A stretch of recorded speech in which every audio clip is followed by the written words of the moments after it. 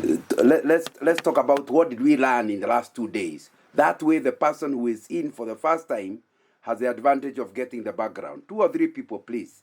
Eric. Sure, thank you very much. And I think I will start with the parting word from last evening. And the parting word was given to us by none other than Nyambura. And so I would like Nyambura to start us off, and then James, I will hand over back to you.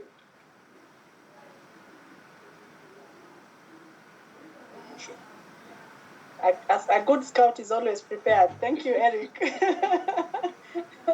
Good evening, everybody. We thank God for this evening. The parting shot yesterday was what I was carrying from yesterday's lesson. And I decided to put it in my own words. And really, because John talked about us, just being willing to give of ourselves in the marriage, that, you're in it together. So my thinking was that I want to give 100% into the marriage, even as Fred gives 100%, so that I'm not always saying, Nikipeana 50, it is enough. Now he can also put his part. So to give myself fully in the marriage and to sacrifice as much as I can for the sake of my spouse, knowing that if this boat sinks, we are sinking together. So there is no kuachilia mwingine. That was my lesson number one. But the second one was that great marriages are not great because they do not have problems or challenges.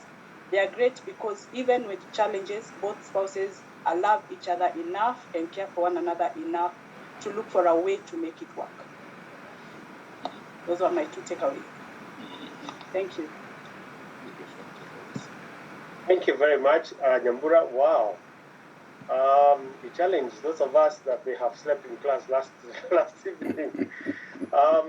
Good. I think one of the things that I do remember about yesterday is that one of the last statements that John shared is that before the wedding, you marry her because you love her. After the wedding, you love her because you married her, and she's just come. She's just come here. So let me repeat. Before the wedding, I married her because I loved her. After the wedding, I love her because I married her. I thought, wait a minute. Those are not just words being played around. It's actually very true. And then the other one that, John, you said that left me, I don't know what word, is that I treat your spouse as a guest. You know the way the guests come and you put your best and you want people, and even if you're not talking, you behave, And John told us, treat your spouse like a guest. Outdo one another in showing love. And then, love is not blind. Love is realistic. And lastly, I should be looking forward to catch her doing the right things. Catch the right things. And I thought, how many times have I scrolled through her phone to look for the right things? But how many spouses go to their spouse's phone to look for the right things? Many have done the opposite. Those are great truths that John shared with us. It was lovely. Thank you. I do have a hand up, and Dennis, I don't know whether you want to share with us. I have your hand up. I've given you an opportunity to speak. Dennis Williams. Okay. Dennis Williams. Okay. They have to be reminded to unmute. Maybe they are talking. They need to unmute.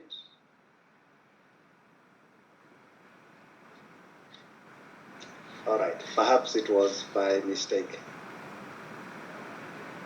All right, I have Mary Karanja. Let me see if Mary Karanja would be able to. Mary Karanja, go ahead and unmute yourself.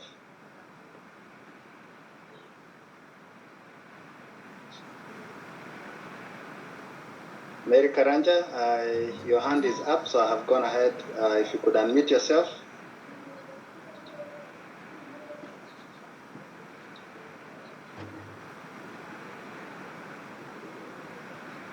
All right, so I guess of anyone else who would like to speak, so just raise your hand if you'd like to share with us, and then before we hand it back to to John Nganga. Anyone else? Just raise your hand. All right, Nemo, I'm going to give you an opportunity too. So Nemo, please go ahead and unmute yourself.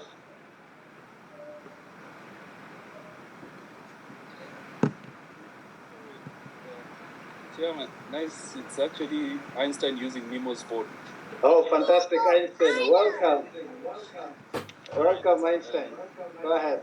So we are learning quite a lot, and today we tagged on along our parents and our sisters and our brothers. So it has become a big house, and we are all gathered around waiting to learn some more from Dr. Nganga. He is indeed a blessing. Thank you. Thank you very much, Einstein. All right, and Mary Karanja, go ahead.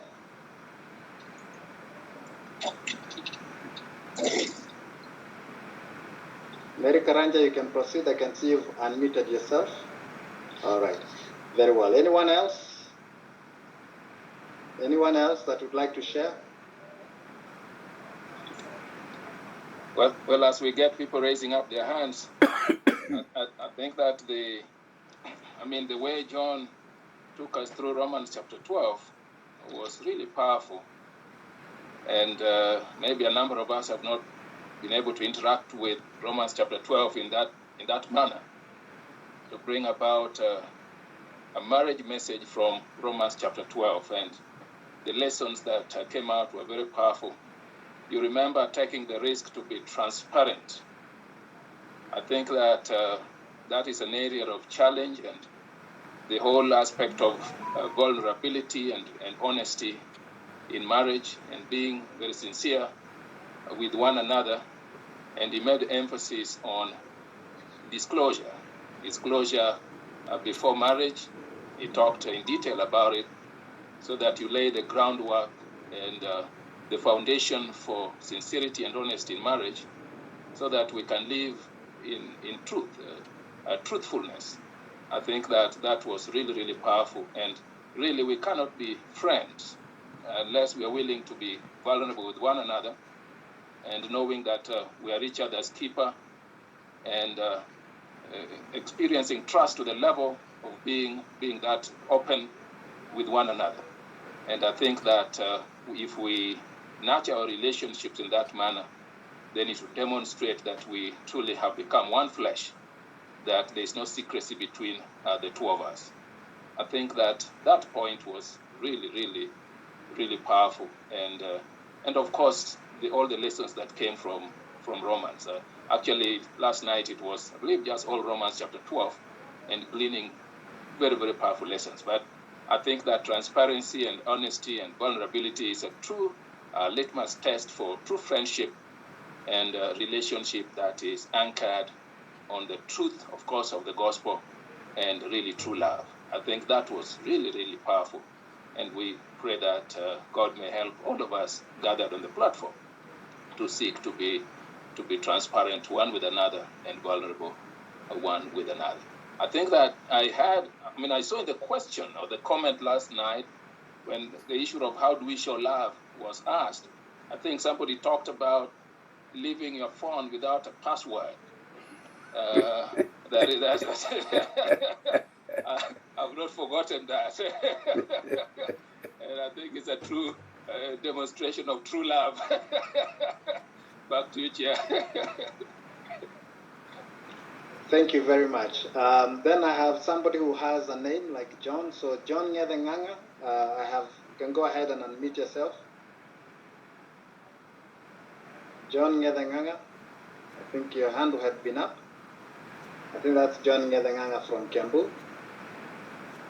You can unmute yourself if you can. All right. Then I think I will hand it back to John Nganga, our speaker. Go ahead. John Nganga is a friend of mine. We used to live in Kisumu together in the 1980s. So he can get through to me. He has actually come back, having problem with sound. I hope at least he can hear us. He is my friend he used to be an engineer, he used to be an officer in Chemerio Sugar Factory when I lived in Kisumu. So we go back far. Although we may not have seen each other for the last 30 years, but but it's good to see he is able to join in. Those are very good lessons, and I hope that people that are new today, we're about 150 people, but Eric, what we need to know is that the 150 that are here today may not be the 150 of Friday, and may not be 150 of yesterday. So in the end, it's a different, we may end up be speaking every night to a different set of people. And that's why I thought it's important for us to review. However, we better tackle today's topic, which is communication.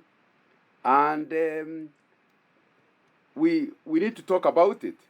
Remember, our theme is restoration. We want to restore our marriages. And we have agreed a marriage that of two people that are living separate life, they are separated, it's a technical word we use, can be restored and they can be brought together. Our God is a God of the second chance. And I shared about a friend of mine, if he is listening, forgive me, but somebody just a little younger than me. I'll be 70 next year, so he's somebody who may be around 60, so he's not young, who in the 1990s told me about the sister has gone. We prayed, but the sister never came back. And he said he realized from God's word, he hasn't got the freedom to remarry. So he said he will commit himself to living righteously and serve the Lord, now that he has extra time to serve the Lord, which he did throughout the 90s and the first decade of the new millennium. During the current, we are in a new decade. During the second decade of the new millennium, once he just called me and said, "You'll not believe, Brother John, she is back." I said, "What do you mean back?" We have gone to church, we have been prayed for, we are now living together. I said, "Hey, that's a matter that requires." So we had to have tea for him to explain how God is a God of the second chance. After they have forgotten each other, everything is gone. The Spirit of God starts ministering to the lady, and she says sorry, but she says, "I'm not interested in marriage. I just wanted to know I am the one who failed. I should never have left the marriage. God has shown me I did wrong. But I'm not after remarriage. I'm not after us marrying. I just want you to know that." But of course, remember, my brother had not moved on. He was waiting on God. So one thing led to the other until they were back together. That is after a gap of more than maybe about 20 years. Now, so what we are talking about is not theory. I have to be grateful to the committee that organized this retreat, the restoration. Everybody needs to be aware. However far you are married, those ones did not end up in separation. They actually divorced. So are divorced because the person said there's nothing to talk about. I'm not interested at all. So even those who are divorced, there is a chance for restoration. Even after 5 years, these ones who are 20 years, they can actually come back together. Those that are separated have a chance for restoration, back into a good marriage. And those that are together, but are playing games, or Cold War, or something, there is a chance of restoration to a joyful marriage. And those that are having a joyful marriage, but they know it can be more joyful, they have no problem in their marriage, but they know if they have read the scripture is putting a higher standard than where they are operating from. The marriage can be restored to the higher standard. That's what we have been talking about. But we say the first step must be for you to have hope it can be restored. That's why I'm giving this testimony, so that you understand it's possible. It can be restored. Because the moment you lose hope, we said on Friday, that it can be restored, you'll do nothing about facilitating the restoration. So the first thing that must be restored is hope for a better marriage. Even if your marriage is very good, it's admired, but you sense it can be better, the first thing is to sense that, to have hope that before long it will be restored, that God is capable of restoring it. So on the first day we emphasize the importance of the hope being returned. Because without hope, there's no way your marriage can fully be restored. So the first thing we need in the restoration of marriage is restoration of hope. Then yesterday we said, marriage, the glue of marriage is called love. So there's no way we can talk about a restored marriage until love itself is actually restored. And tonight, we emphasize that if truly love is restored, we shall know it. How? There will be better communication. Somehow, when somebody who loves you says something that sounds like he has called you a dog, you don't believe he can call you a dog.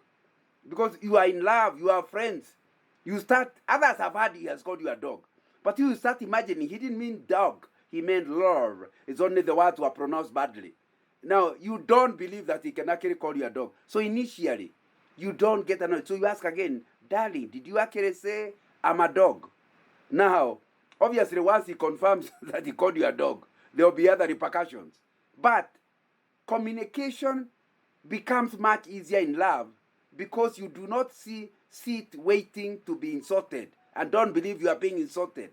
In other words, the first casualty, when love is not there, the first casualty is communication. You become so sensitive that everything is interpreted negatively. Your husband comes and says, can I have some tea? And you wonder, this man thinks I've become a house girl. Because for you, everything being talked about is, he has used good English, or good Kikuyu, or good Luya. But for you, when there's no love, you start imagining beyond the words. The words themselves are innocent, and they are okay.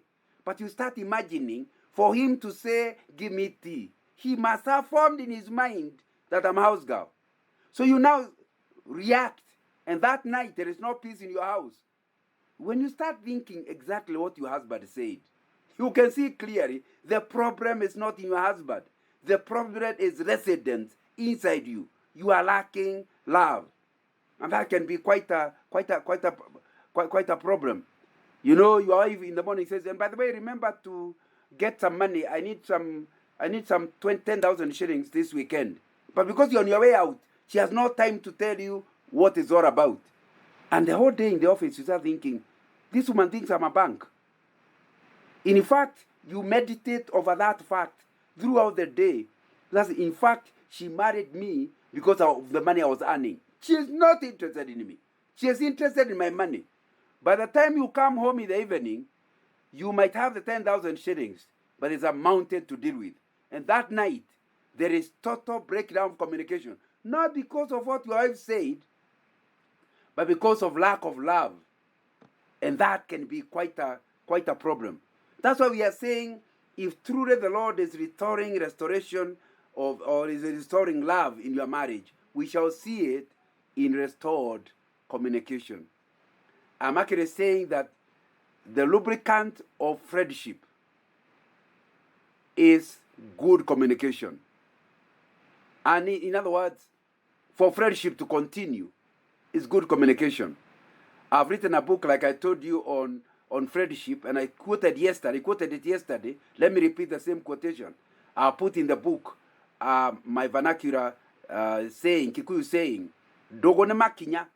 Dogo is the usual word we use in Kikuyu for friends, is murata. Dogo is now deep friendship. And we are saying that that communication will be very, very, very, very important in such a way that in friendship you want to meet with someone. Deep friendship is only possible where you miss each other, where you talk with one another. So when somebody does not have time for you, does not want to talk to you, most likely the friendship is dying. So communication is an indication of interest in one another. But having said that, communication, the thing that lacks most, and I've already said so in my introduction, is listening. All of us want to talk. All of us want to misinterpret what's being said because we are not listening properly. As your spouse is speaking, you are formulating the reply. So you haven't even heard what what he has said. You know, we need to come to where in good communication we listen before telling. In other words, when somebody says something, says that give me 10,000 shillings, repeat. Did I hear you right? You said I come with 10,000 shillings. Yes, we'll talk in the evening about what the money is for. Don't react to something before you have clarified and understood. Don't go replying to something that has formed in your mind and it may not be what your spouse communicated. Listening before telling. And I want to spend a bit of time just talking about this.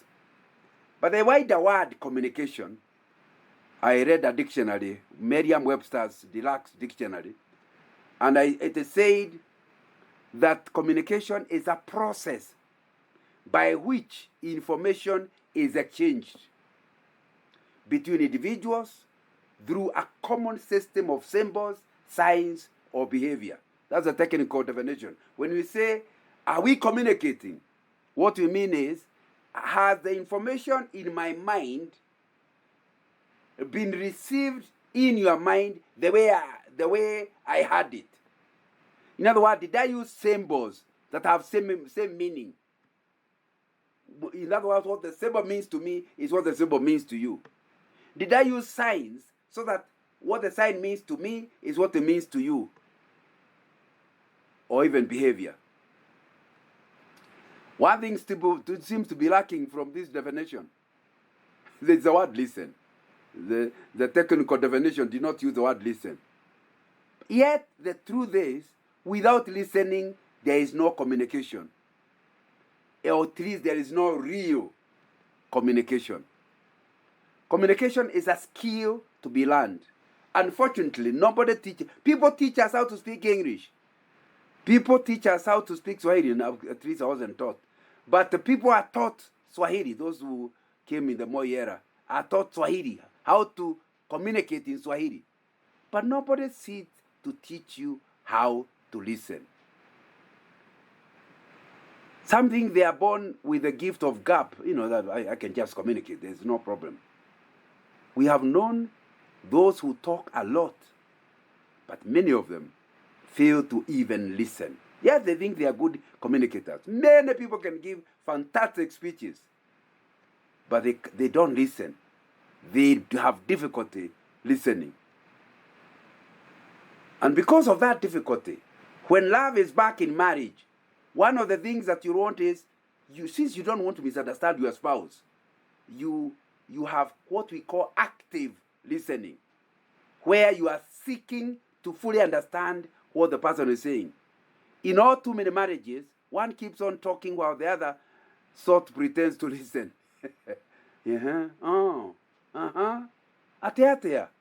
Now, basically, your mind is somewhere far away, but as a way of keeping the other engaged, you keep having grants. Without listening, the communication process is actually incomplete. Because remember, we said communication is information in my mind entering into your mind. I may be a very clear talker, but if you are not listening, that's not communication. That's talking, but it's not communication. For every talker, there must be a listener. Let me ask you a question. Do you want to improve your communication skills so as to improve your marriage? Is it something you are interested in, or you think you are so good is your spouse who is dumb? My friend, until you are able to clearly hear your spouse, you don't have good skills in communication. Learn to be a good listener. And a good listener will be an active listener, will be a listener who gives feedback. He will be a listener who is patient. He will be a person who is patient, gives you time to say what you are saying. Those who study such things, communication, I'm not one of them. My wife has a PhD in communication, so at least I can learn something from her, and has been lecturing in communication for more than a quarter of a century. But I'm not one of them. But I hear them say that most people speak about 150 words per minute. I was very surprised to hear that. 150 words per minute. But then they also tell us, those who study these things, that the average person, unfortunately, can only hear at the rate of 600 to 800 words per minute. Can you imagine? Your listening ability cannot catch up with the speed of the talker. Thus, one of the problems of communication, it becomes obvious. While your spouse is talking at 150 words per minute, you are listening to him or her at a much faster rate, if you understand. Let me repeat. Most people speak at 150 words per minute.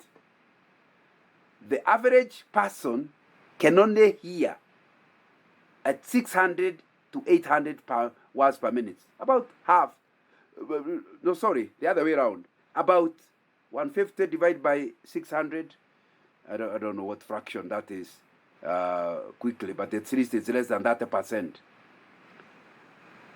So if somebody is speaking at 150 words per minute, and you are able to listen 600 words per minute, that's about you have spare time equal to about to that. In other words, for every 3 minutes, 1 minute there is something you are listening to. The other 2/3 of the time, you are wondering, when are you going to finish? Now you can understand why people keep interrupting you.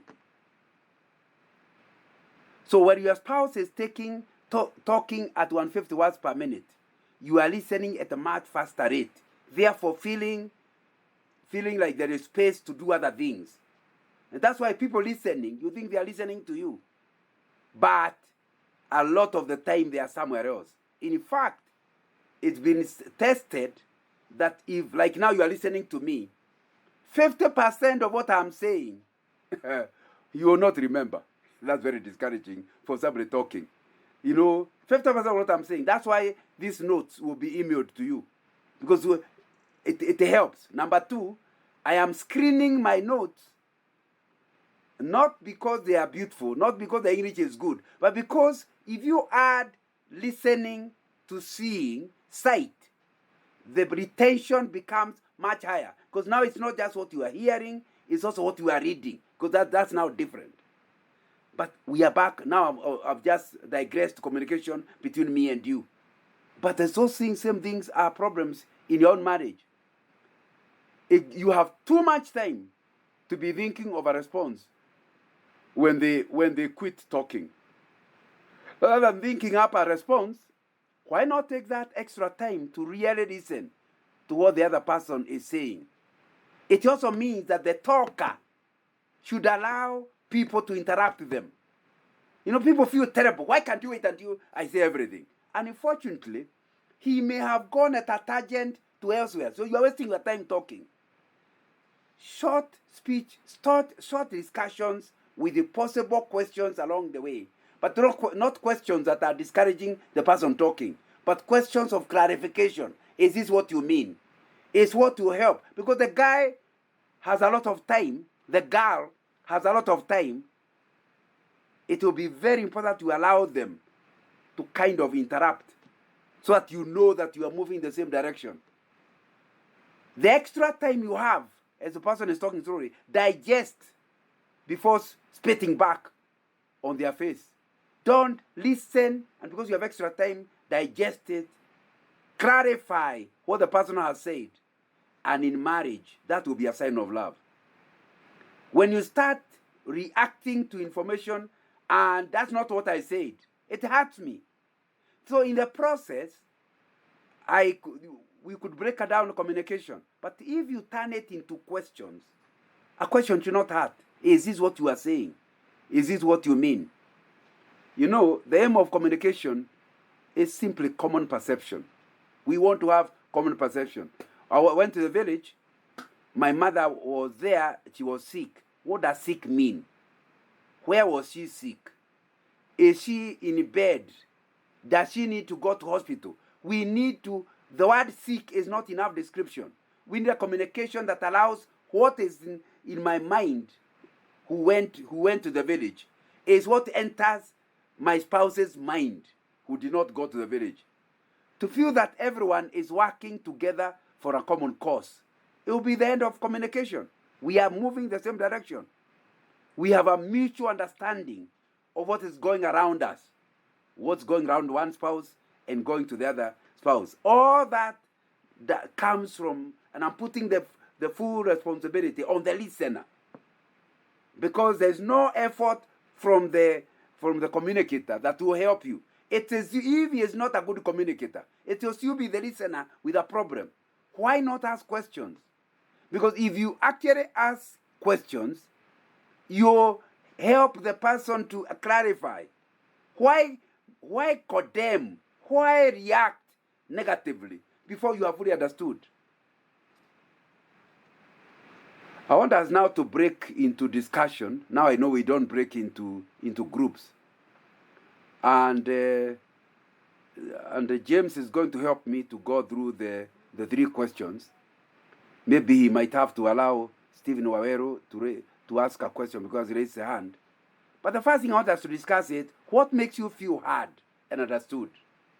Of course, the other way around, what makes you feel unheard. But there's a way you like somebody talking to you. There's a way that makes you feel heard.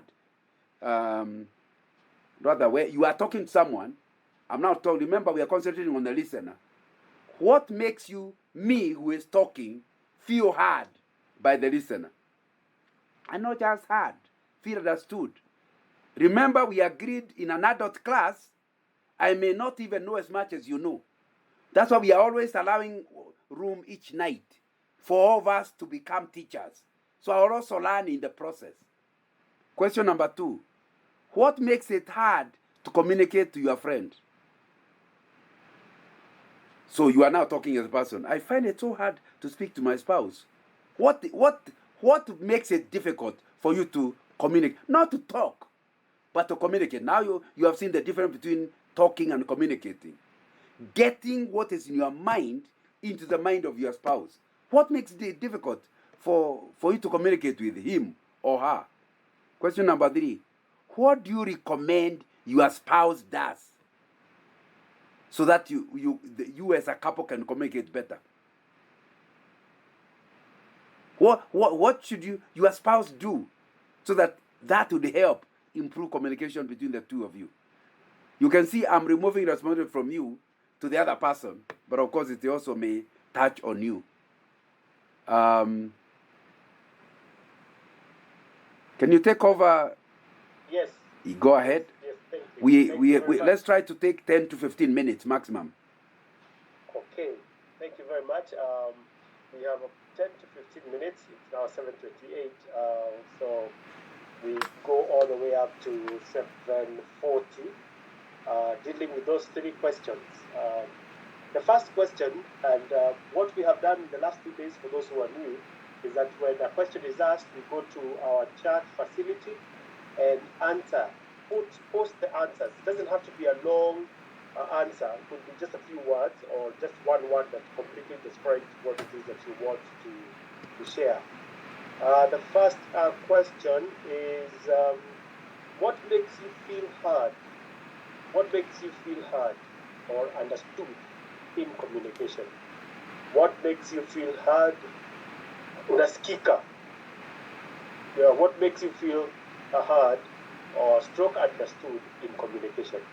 Let's go ahead and answer that question, and then we will look at the next one following that. What makes you feel heard in communication? Somebody has said when he has his attention on me, full attention.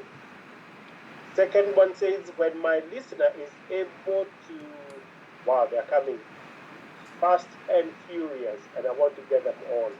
Just one sec. Yes, when he has his attention on me, full concentration.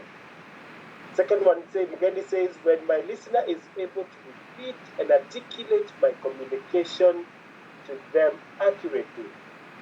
Right? And then Susan says, where my spouse listens and looks at me through eye contact when I speak. Wow. When there is no interruption while I'm communicating, he says so. John says, heard and understood through both visual and spoken responses. All right? Then Njoroge says, when I get correct response, that's what I feel understood in communication. Billy says, when I am... They may not want their names heard. All right. But by that, is there a way people can write confidentially? Can they write direct, or are people without people seeing the names? No problem. I will not mention the names. Okay. Yes. When I am, I was not mentioning names. The ones that I don't mention names are questions, but I will not even mention names of comments.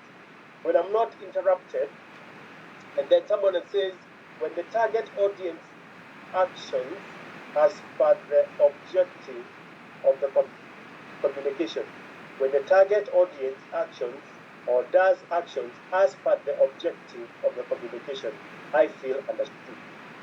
Then somebody else says, when they ask for clarification, I guess that's what you mean. Then somebody else says, when I get a response, all right? Another one says, when they have full attention.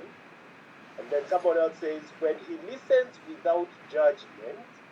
Then someone else says, when my listener repeats what I have said to reaffirm, pretty much what Johnny had said. Eye contact and correct response makes me feel understood in communication. Someone says, I feel heard and understood when my spouse responds by an answer, a comment, or an action as intended and expected. When I am not judged or conclusions made before I have finished. When my spouse listens keenly without doing other things, phone or watching TV. When the response is relevant. When the person is paying attention. When my spouse allows me to complete my sentence without interruption. When they respond, eye connection, full attention with the phone aside, and when it's interactive. All right. Continuous non-verbal feedback. Good. When I express myself and my emotional pain is heard. When he listens without using his phone.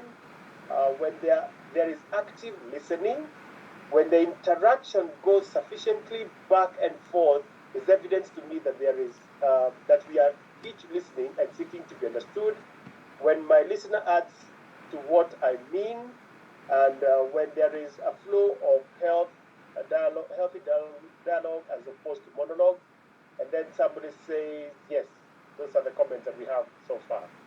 Good. We have time now to go to the next question. The next question is, what makes it hard, gumu?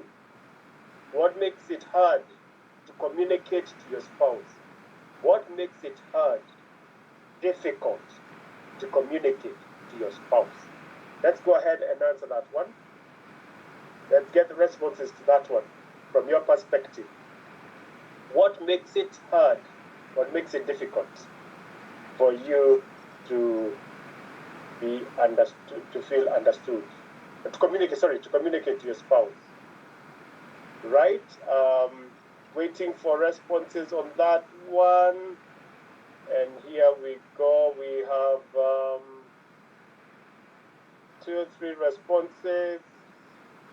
I'm trying to get down to them. What makes it hard? What makes it hard to communicate to your spouse? When negative emotions are high. Negative emotions, when you know his reaction will be negative or will get angry. When I'm annoyed with her, for one reason or another, that makes it hard to communicate. When he thinks he is right and can only be right, that's not ready to listen, okay? When he's quiet during a conversation, when they always want to have the last word. Negative non-verbal reactions,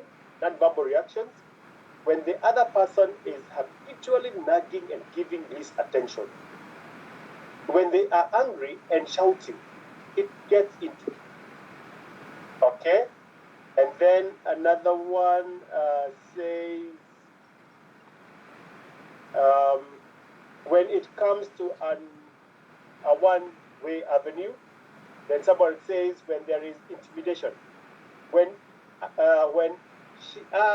she is listening to music or busy on WhatsApp, okay, he will use my speech against me somewhere down the line.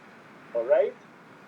When spouse is doing other things, watching TV, when it makes it hard when I am misunderstood and not given time to explain, when he's doing something else rather than listen, if one of us is defensive, when you always expect a response that agrees with your imaginations, when I foresee prejudgment and lack of interest, when you speak and it walks away or becomes defensive, when you know you will be misjudged, when they agree to everything, when my spouse is talking and I am talking, when my spouse is turning around what I am saying, right?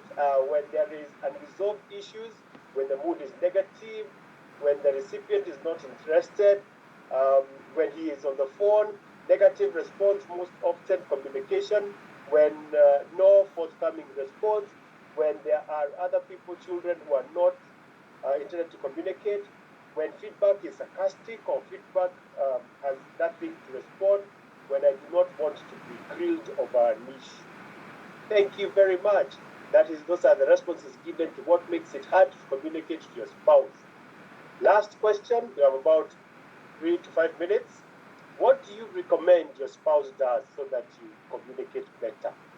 What do you recommend? What do you recommend your spouse does so that you communicate better? What do you recommend? Thank you, people. You've given very good responses, and I'm sure you are going to give more responses to this one.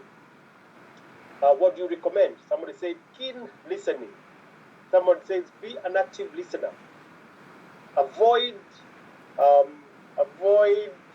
Be attentive. Eye contact. All right. Then someone says active listening. Putting him or herself in my shoes before responding. Right. Let me get that right. Then someone says logic and reason. Listening without quick judgment. Get clarification on what has been communicated. All right, that is what our recommendations are coming. Let's eat first, then we talk. Right? That's another response. Then someone says use the right tone. Ask questions if not clear. They should process what they have heard objectively and not retort. Active listening, positive attitude, eye contact, keen listening, being open-minded. Pay attention when I'm talking to him. Quiet place, all right? That is recommended. Just listen keenly to understand without necessarily focusing to a response. Be positive is a recommendation. Put away gadgets is recommended. Be quiet as I talk. Then the spouse can respond. Have a conversation with one mind, not being historical or dilly-dallying. Thank you. Stop overthinking on what I say. And then someone says the other spouse should stop crying or being emotional, to set aside time daily to talk, by taking every effort to communicate between you two positively, gadgets aside, and show interest. Pay attention and listen. Listening is key. Don't be defensive.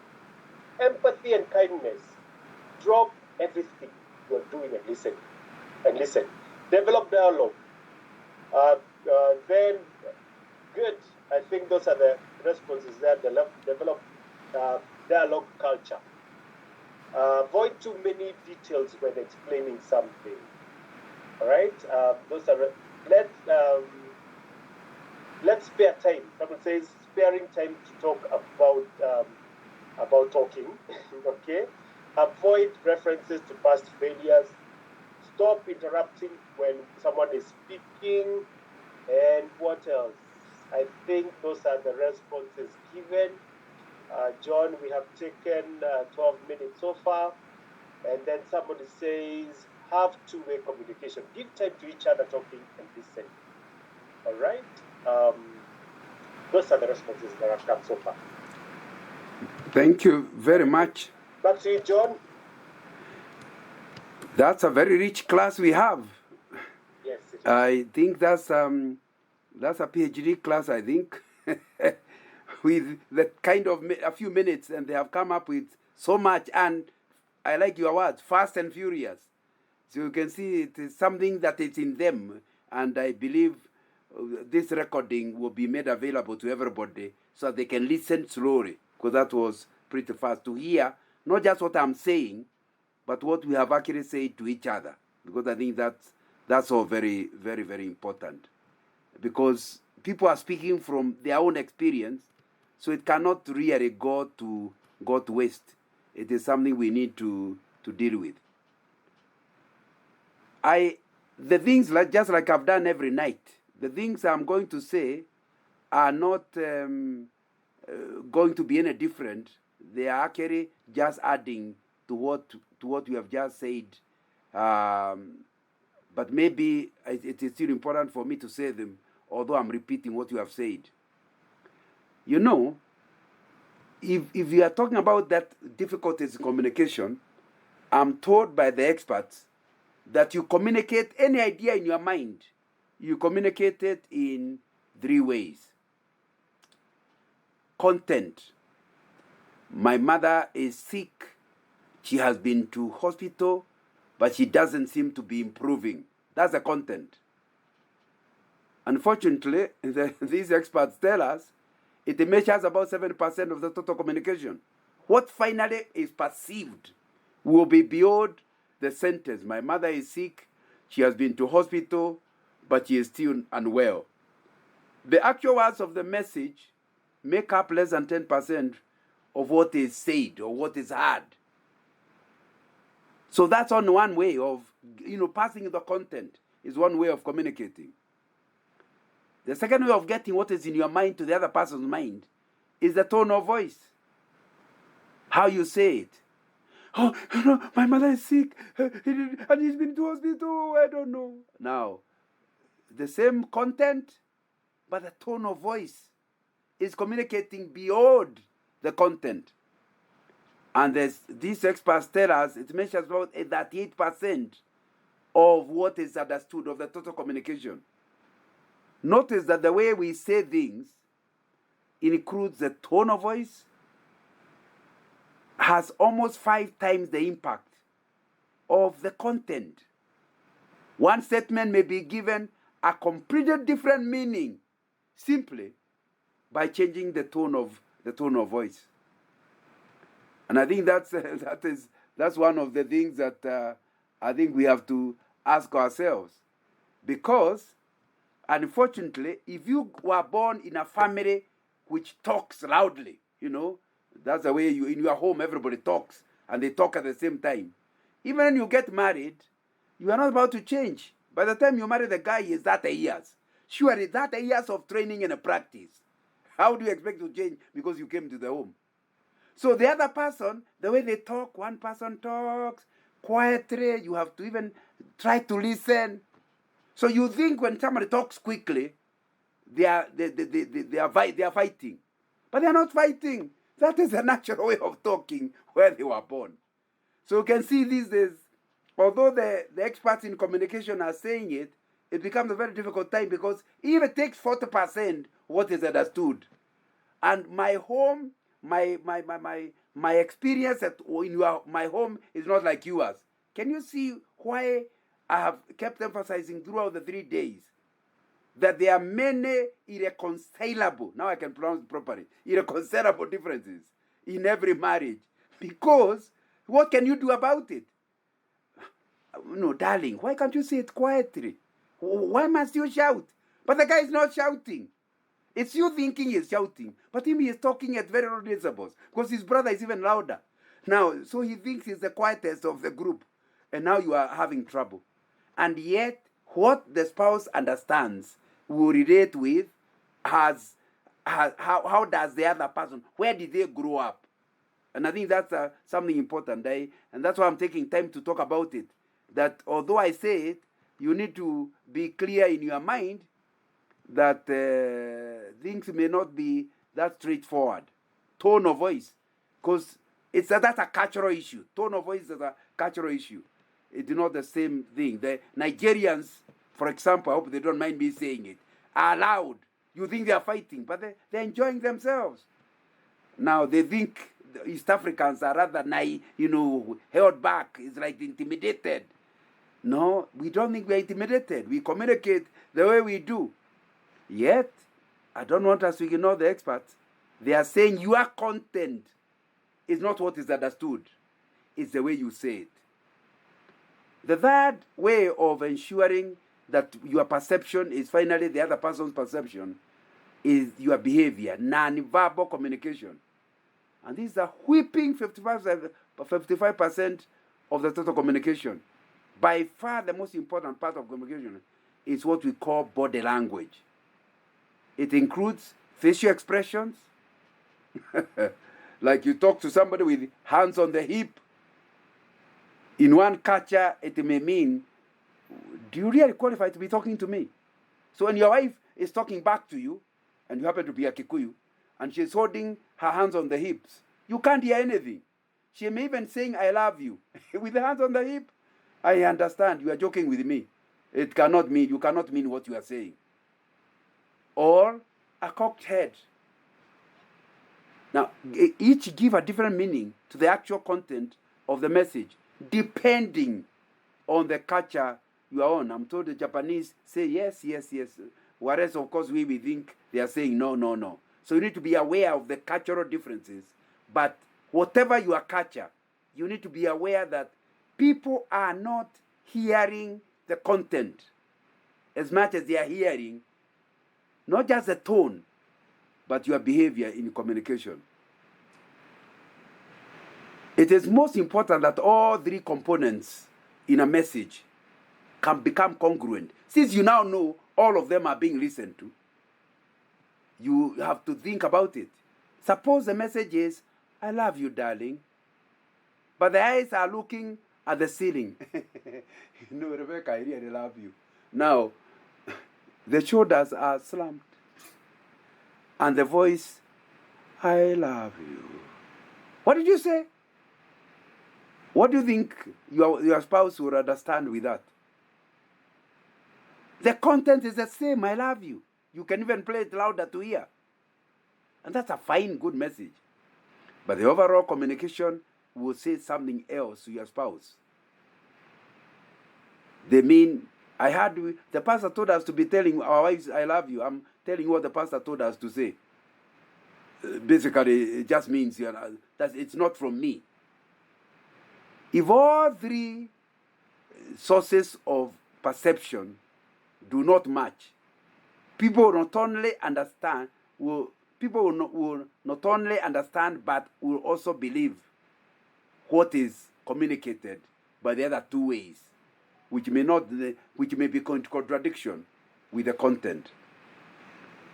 So they tell us, when we are communicating each other, we can communicate at any one of the levels. Marriage is supposed to be the one with the highest level. Other people in the office at a much lower level. It can be a level 1, a grant.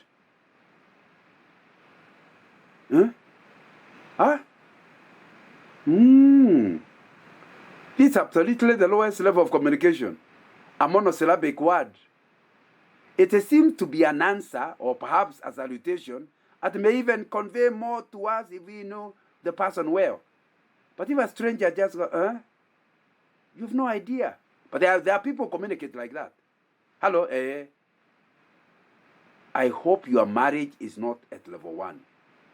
Because that means you are not even friends, you can't communicate. Each person is left wondering, what did the other one actually mean?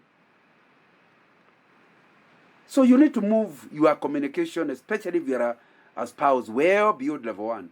But not even level 2. Which is level 2? Now it's not just a grant. It's glitch. This type of talk is very safe. We use phrases such as, how are you? How are you, darling? How is the dog? Oh, I don't think that's very African, but we are getting there. Where have you been?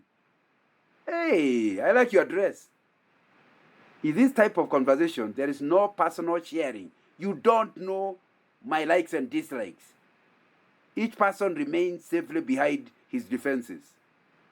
And some marriages operate at level 2, where at least there is some communication, but you're not talking about the pastor. Did you see the pastor? What the pastor was wearing today at church?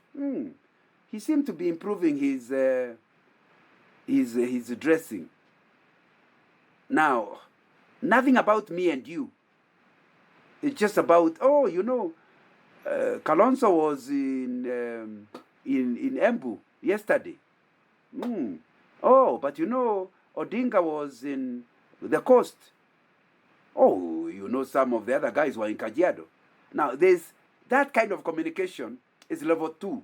It's not allowing me to know you, to know what you believe or don't believe. But it's still better than grants. At least I know what you have informed me.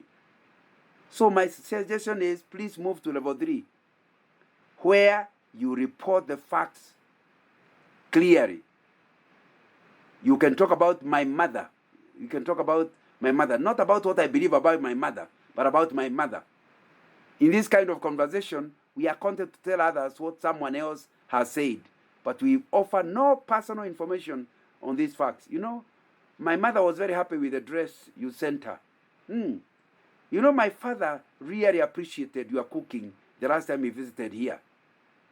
You have moved a little better. You have moved over, but you're not talking about yourself. You're talking about other people. We report the facts like the 6 o'clock or the 7 o'clock news. We share gossip and little narrations, but we do not commit ourselves as to how we feel ourselves about it. You don't go to the level of feelings. You just exchange information the way journalists do. And there are families that do that. They exchange information. They will say, hey, at the office, we had a good day. There was a party in the office. That's better. Some marriages, they don't even talk about, you don't know what happened in the office. But you're not going to tell you what he didn't like about the party, what he likes about the party. Because that's now going to beyond where he wants. He doesn't want to give his feelings. But it's still better to be at level 3. Any marriage below level 3 is a dying marriage. So, marriage should be beyond level 3. Where in level 4, you start entering into my personal ideas and my personal judgments. Very risky level. Because the other person could reject them. And when they reject them, I feel rejected myself. That's why we don't go to level 4 with many people. Real communication begins to unfold here. The person is willing to step out of his solitary confinement, which is self-imposed. And it's actually going there to risk telling someone his ideas and his decisions. Obviously, even at this level, he's still cautious. If he senses that what he is saying is not being accepted, he will quickly retreat back to level 3. But I hope your marriage is certainly at level 4. You can take risks with one another. Even if she gets annoyed, she will still accept you. She will be annoyed, yes, but she loves you somewhere. That the matter, there may be a quarrel, but you'll be resolved. So you take the chance to give you ideas and your arguments. However, marriage should actually be at level 5, where you don't just give judgments. You talk about your feelings, your emotions. I was annoyed by what your mother told me. By the time I reach there, but because it's my personal, I'm giving my personal, not just a view, but my emotions, I'm very exposed. At this level, your spouse is sharing with you how he or she feels about the facts that were shared in level 4, the ideas that were shared, and even the judgments. They now to go beyond informing you. Her feelings or his feelings underneath are now being revealed. For a person to really share himself with another individual, he must move to the level of sharing his feelings. How do you say you know me if you don't know what I feel about this? or the other. Of course, can be dangerous in politics, because if you support one party and support the other, it can become a war zone in your own home. But the truth is, once you are personal friends, you are willing to share emotions and agree to disagree. I'm supporting PNU, you can support CORD. And it's a choice. I'm okay with you. But please, this is what you allow me to differ on things that are not cardinal to agree on. And until a marriage allows that difference, where you can allow your spouse to believe some or accept something you don't accept, marriage is still at level 4. And if you can't be free to talk your ideas in marriage, where else can you talk? And yet you can't dare, since you love your marriage, you don't want to affect your marriage, you dare not share your feelings about very sensitive matters because you don't want to lose your marriage. The way you as a person, remember the third question, what will the other person do in order to allow you to operate level 5? Is to accept you. Say, I don't agree with you, but I accept you. You have a right to that opinion. No, those are not the true facts. I can give you the offering facts, but I accept your opinion. You need to give assurance to that person that they can be naked and you will not slaughter them. You will not destroy them. They can be vulnerable, but you will not misuse what they have given you. It's the responsibility of you as a person to give the other person the freedom to operate at level 5. Many people say, my spouse does not communicate. But you are the trouble. Because every time they are open with you, you fry them like a chapati. And they love you. So they don't want to get you to get there again. So you go back to level 4 or even down back to level 3. So this requires an assurance about security, allowance that I can be different from you, and it's okay. The only area where you cannot allow him is, he tells you, I have a dogo. No, that way your husband is choosing to go to hell. You can't allow him to go to hell. That's not love. So you must tell him clearly. That's not the time you say, it's okay if you have chosen to go to hell, go there. No. You plead with God, you pray for him, you preach to him. Remember, I told you, a spouse is a pastor. But they know, even as you are pastoring them and you are telling them, that information will be kept confidential. It will not be the next news item to the pastor. You try to work on him as you will be the real pastor yourself, and you will try to help the person. But that way they have the freedom not to hide anything. That's why they will leave they will tell you their PIN or for their phone, because they know even if you discover something strange, you can tell them what you don't like about it, but they'll still be accepted by you. That's basically what we are talking about when you're talking about communication. But level 5 is not the highest. There is level 6. Although if you're at level 5, you still are doing very well. Level 6 is where we are talking about complete emotional and personal communication. All deep relationships must be based on absolute openness and honesty. This may be difficult to achieve because it involves very, very, very high risk. The risk of being rejected, the risk of being manipulated, the risk of being judged. It will be quoted for the rest of your marriage. But it is vital, very vital, if your marriage is going to be restored to the level God meant it. When he said, the two shall be one. There will be times when this type of communication is not as complete as it could be. So you move back to level 4 or level 5. But your intention should be, for most of your marriage, you should be operating at level 6. Let's be clear that you cannot operate at level 6 unless you have time. It will be important that you have time. When I say time, it's availability. If both of you, and many marriages now, the two of you are professionals, if most of you don't have time to discuss sweet nothings.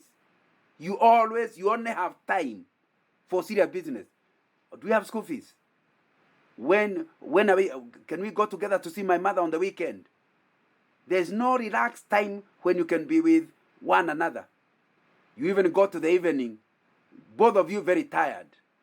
You may even be intimate in bed, but there's no communication, no preparation, just the act. My friend, if you are to operate at level 6, you must force time.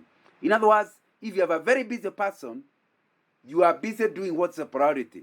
Marriage is the priority. Let me tell you something, because I went through it. I was in the top leadership of an oil company, and you almost feel the company can't do without you. You are so involved, and you are in the top. You are in the management team. But one day you are told you are retiring. The company goes on without you. Any task that is keeping you busy, you are replaceable. The only place you cannot be replaced is as a spouse or as a daughter, or rather as a daughter and as a father or mother. Because your children will never have another father at all, never. It's a biological thing, so you can't do anything about it.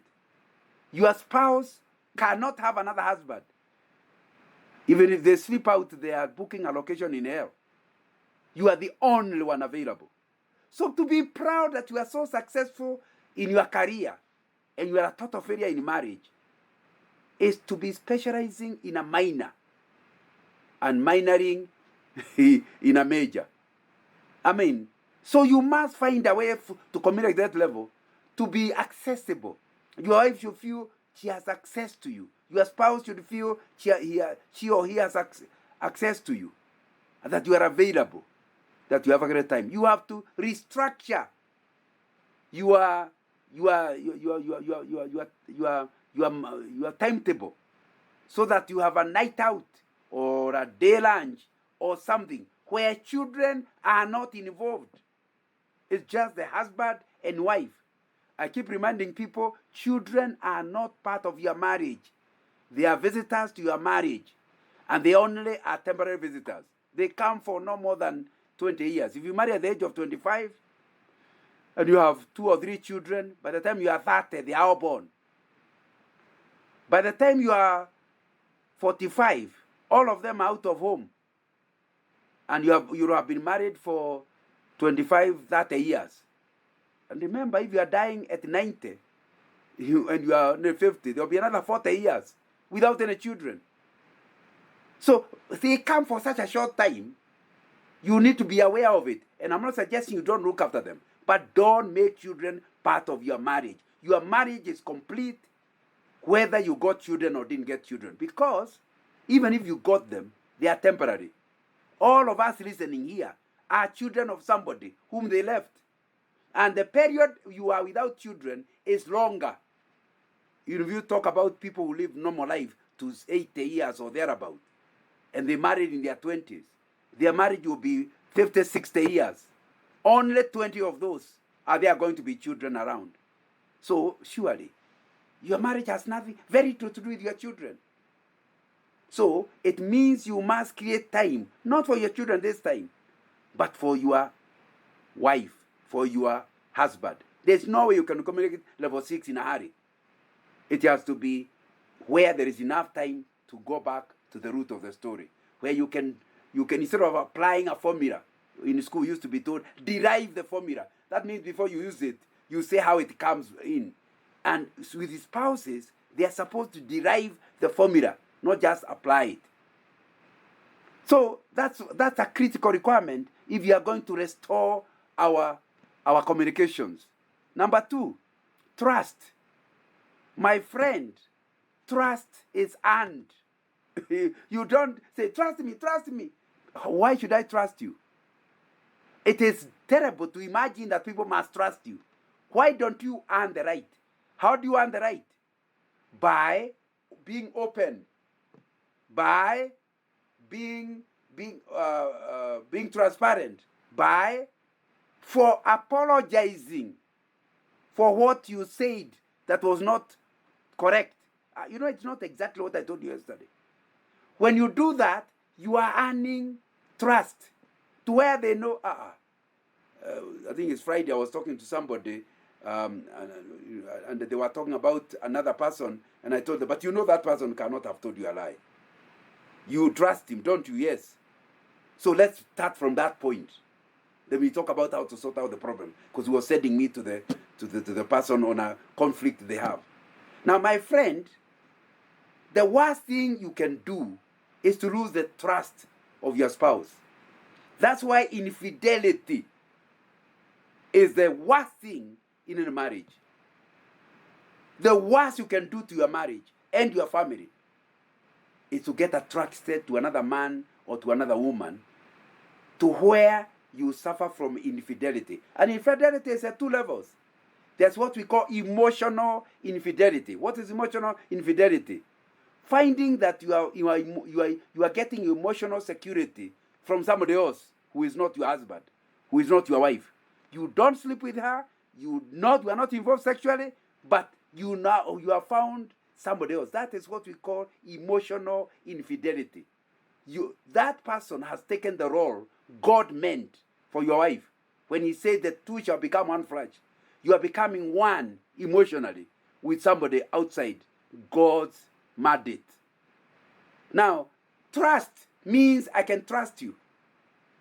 For a number of years, when I was working for Shell, I was covering 10 countries of Africa.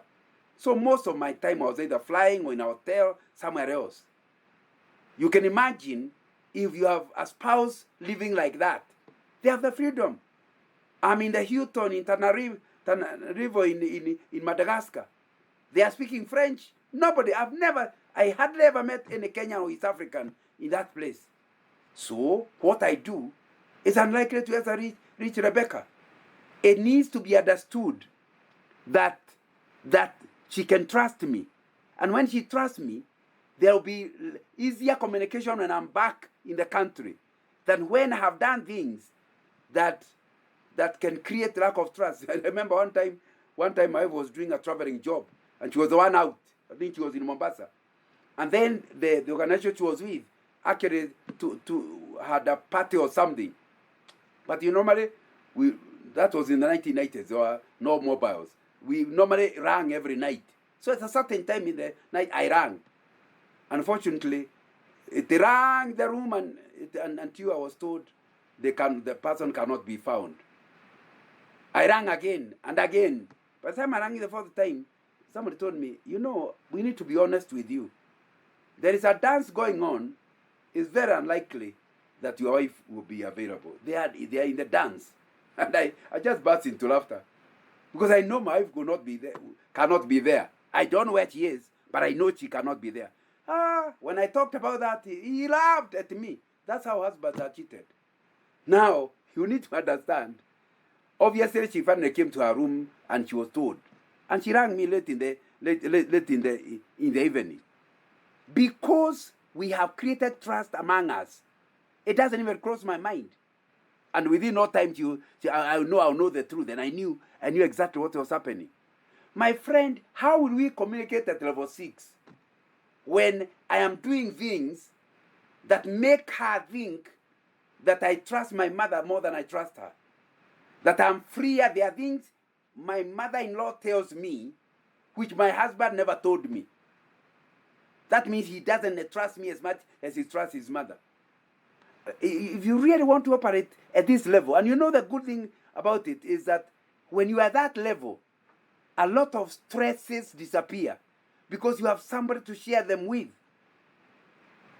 But of course, that trust I've said is operating level 6 is where I am willing to be vulnerable. I'm willing to take a risk. She can misuse it, but I believe in being protected by God. And because God is the one who has told us to be naked with each other, I will be. And even if she divorced me at a later time and misuse the information, I know God will deal with it. Because he has said, no weapon that has been fashioned against God's people can never succeed. So even if she was to divorce me, that information she has, God will stop her from using it against me, because it's God who has promised. So you cannot operate at level 6 if you are not willing to become vulnerable. And obviously, you cannot be at level 6 if there is no friendship among you. You need to develop friendship. Unfortunately, I wanted us to do a study of Mark chapter 10, the way you did Romans 12, because I see in it is that Mark 10 is about marriage. And from it, you can draw many lessons as to why there is bad communication in marriage.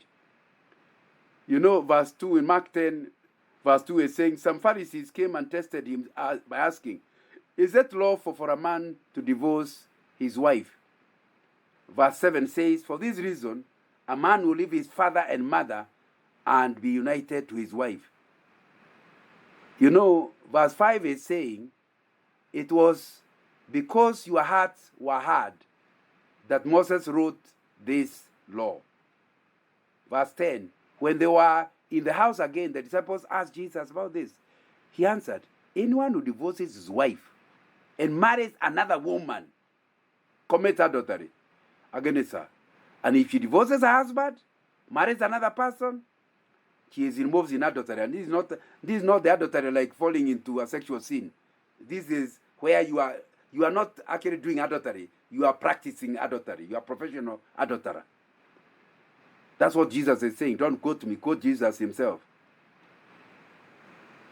You know, let me run as I finish a few barriers I see. The first barrier I think Jesus wants them to learn is all of us are born with assumptions and worldview. Worldview, they tell us, are the glasses through which you see life. And your wife was born in one home and one culture with worldview that's different from yours. So even if you are saying the same thing, not the understanding is a problem. You know, Jesus is saying, is it lawful for a man to divorce his wife? They're asking that question because of the practice around them, because of the assumptions about them, including what Moses had said. If they had, like Jesus told them to do, go back to the beginning of creation, and you'll see the marriage of Adam and Eve, there was no possibility or even thought of accurate divorce. And I want to tell you, communication can be different, because if, for example, what the other person has is not yours, you keep saying the same thing, you are talking right, but what he is hearing is different. How do you sort this one? It's again studying together. That's why you need to have a family altar. Not family altar with the children. That one is a must, because you want your children to have the fear of the Lord. But in addition, I normally recommend 3 quiet times. Some of it are a little noisy. There needs to be time with you alone. As a man, you need a quiet time of your own each day. Whether it's 15 minutes, 20 minutes, but a time when you talk to God and your wife is not listening. Your wife also has such a time. She reads the Bible her own way. I read it my own way. Number 2, you need a quiet time, the two of you, where you are influencing each other's understanding. Because the good thing with the Bible, it covers it covers every subject. And it's when you are discussing the passage, you will discover the understanding of your wife is different from you. And then you have one with the children. And the children will ask questions that make you, when you hear your husband answer it, you now know his understanding on that subject is different from yours. And although you will not correct each other before children, the next time you are again together, you raise the matter. That's the way to influence each other. There is no way you'll operate at communication level 6 unless you start forcing each other. For example, what's your view of death? If one person believes that the mother who died is actually in a grave somewhere, so when you're near the grave, you have to behave in a certain way. They do not believe that the dead bodies are just soil, back to the soil. The way you communicate, you are using the same words, but you mean different things. I wish I had not run out of time. But worldview needs to be sorted out. What do you understand by divorce? What's the meaning? Those things need to be sorted out. and especially even before marriage. That needs to be sorted out.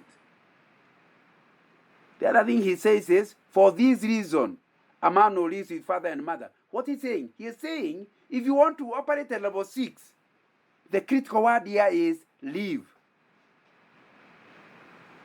You know, if you continue, you are a woman, and you continue in your mother's family despite wedding, every decision in the family, you ring your mother in Muranga. There's every time your mother is the one calling the shots. A brother friend of mine told me, you know, Brother Nganga, I'm married to 2 women. I said, are you polygamous? No. I married my wife and the mother. Now decision is made in my home until the mother okays it. That is an unchristian marriage. I think it's also not a traditional marriage. I don't know what it is. The moment, according to this one, a man is not allowed to get married until before the wedding he accepts to leave his parents. And you leave them economically. I don't have the time to go to this.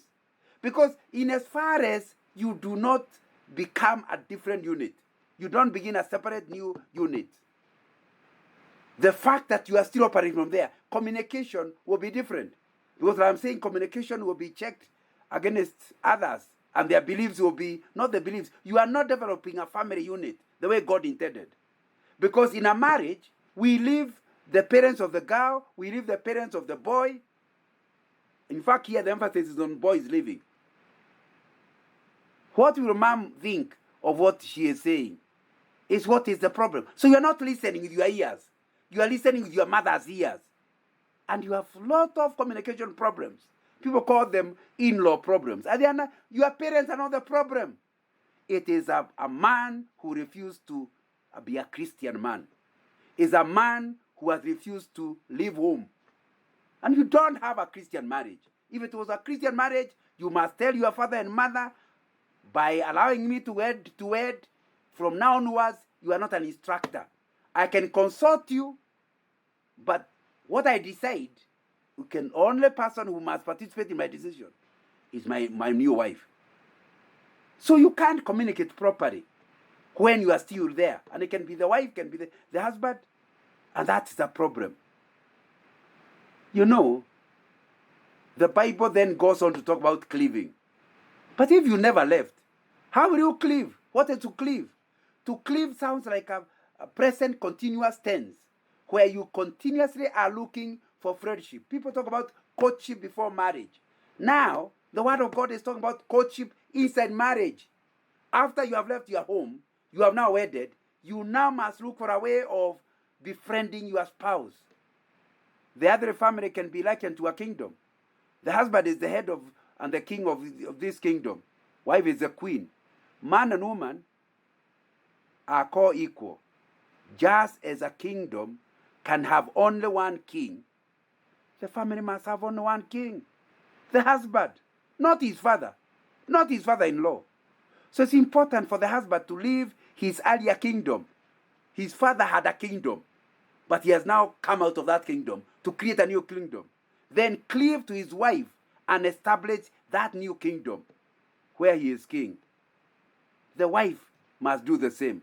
Communication will be a problem unless you are willing to befriend each other.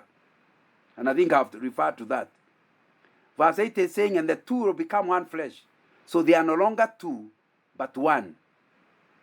What are we learning here? Not having a similar destiny. Becoming one means you have a similar destiny. Have you got a family vision, mission, and core value statement, purpose statement? I know you have, your organization has a strategic plan. Does your family have a strategic plan? Does your wife know what you are trying to achieve by the time you are 80 years old? Does your spouse know what success means to you? That's what a strategic plan for a family does. So I normally recommend the wife must have a purpose statement, and a purpose statement includes vision, mission, and core values. The husband must have a purpose statement, and then the two of them must now meet to make them congruent, such that the family statement is supporting both other statements. This is why we are together. We want to achieve this. The moment you have commonality of destiny, our communication becomes easy. For example, if the vision is how our marriage will be used to bring our relative to the Lord, then I ring and say, hey, I've just bought my uncle food at Safari Park Hotel. That's an expensive hotel, I'm told. What will my wife think? Hey, my husband is wasting money.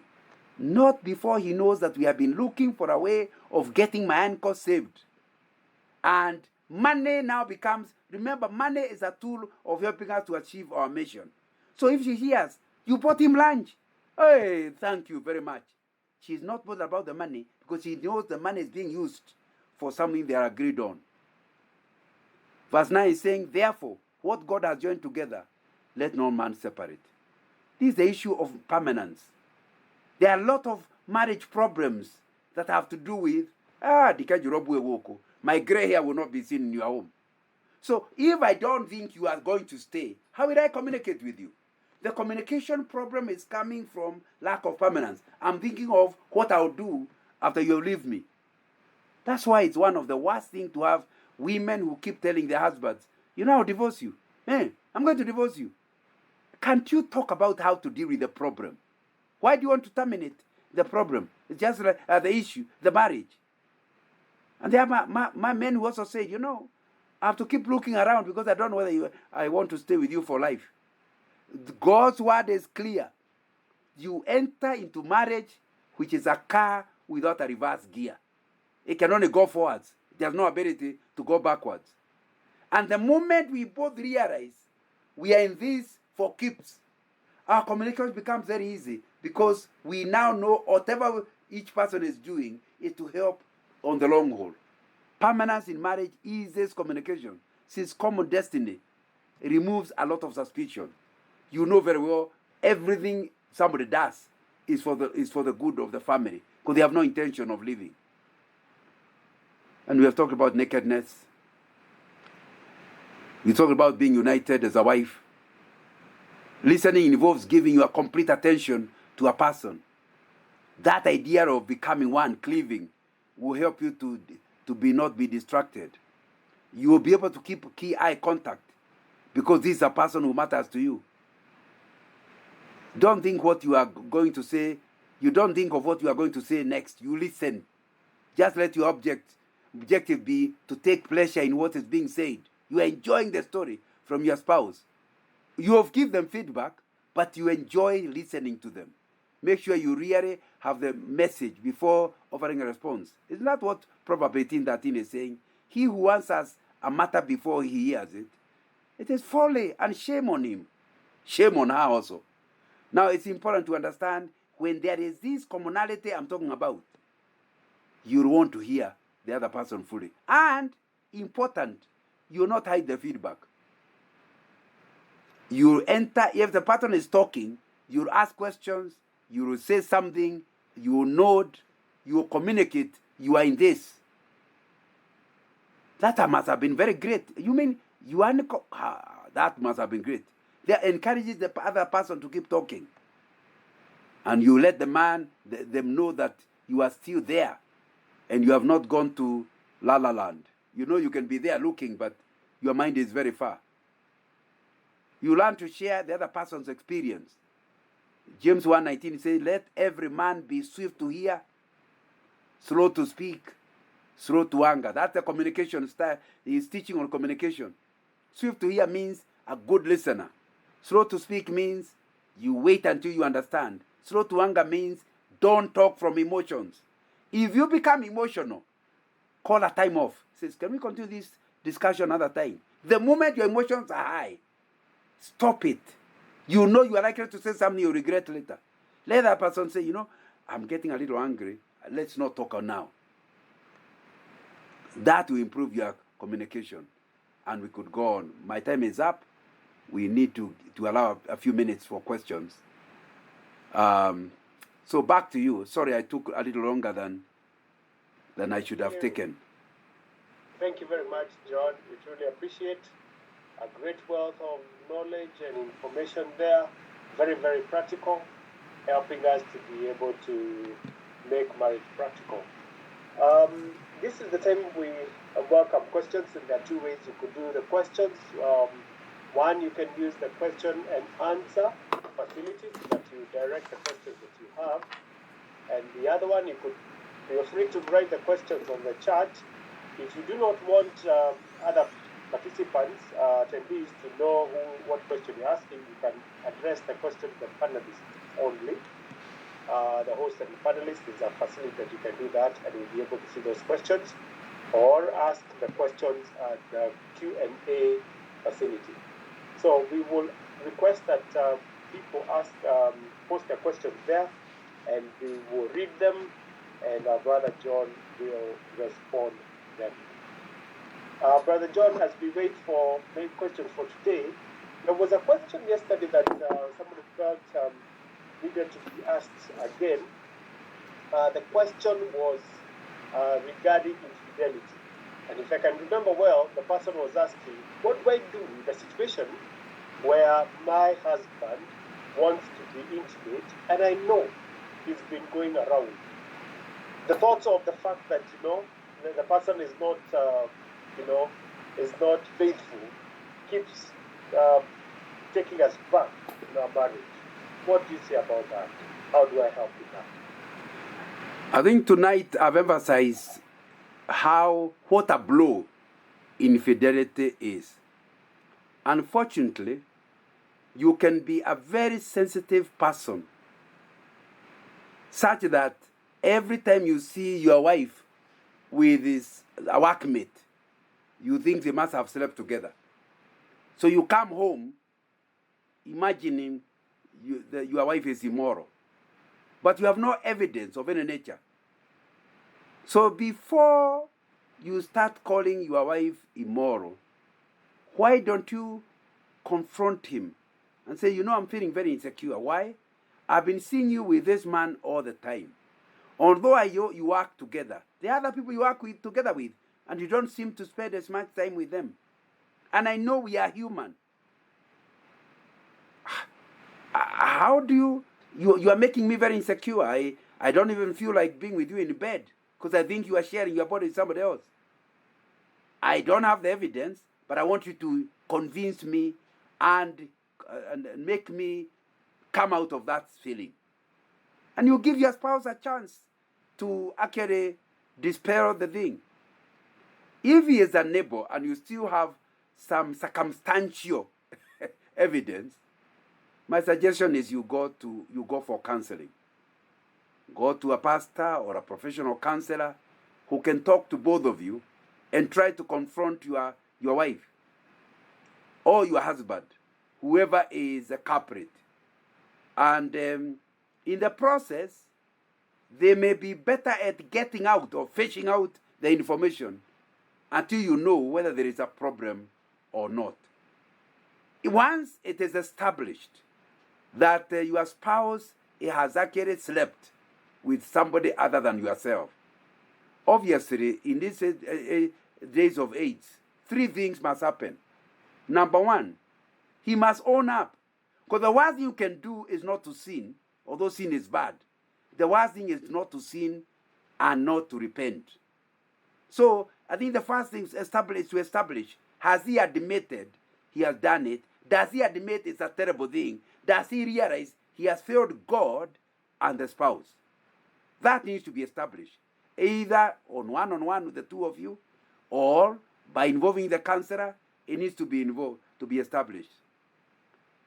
Once you establish that the person is totally sorry for their past, and they have no intention of going through that route again, the second thing that you now go to is you must go for HIV test.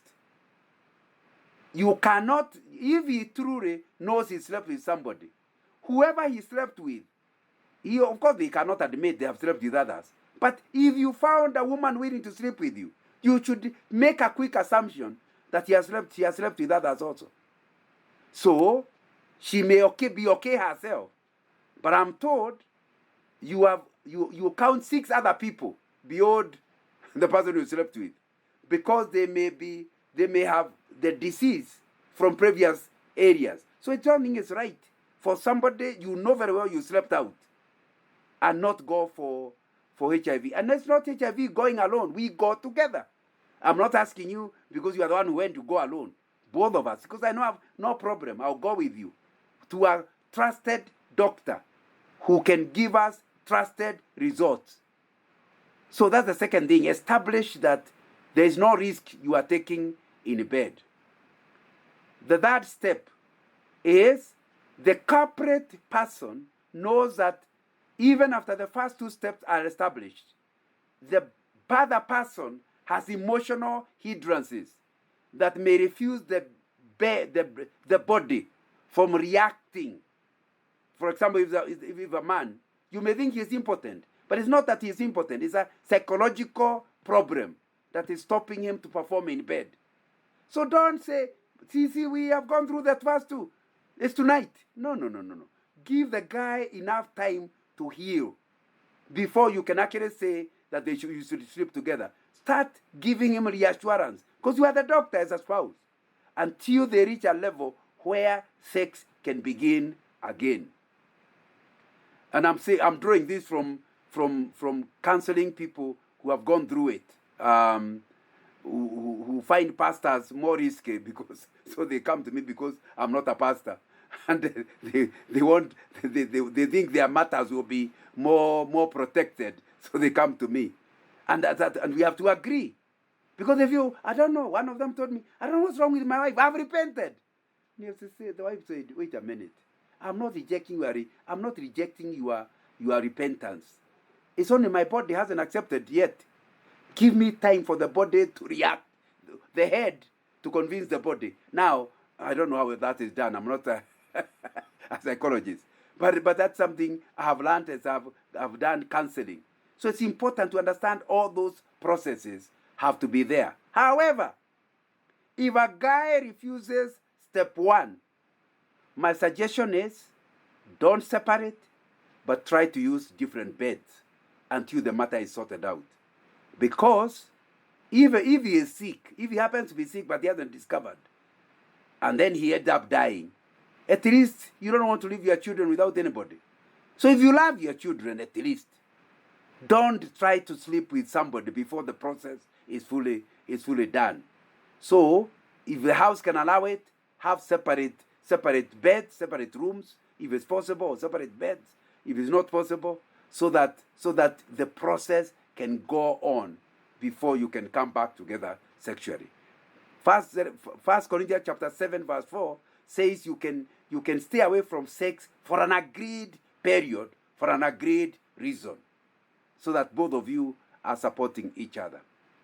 James, I hope I have now dealt with the question. Good. Thank you for answering that question. Thank you very much. Now, we have a number of questions, and I can realize that we have about 10 or 12 minutes remaining by time. I would like to read the question, see which ones, and you see which ones you can merge as you answer, so that we try and do a bit of justice to these questions. The first one is, how do you tell your spouse a hard truth without hurting their feelings? Tell a hard truth without hurting their feelings. That's the first one. How do you tell them a hard truth without hurting their feelings?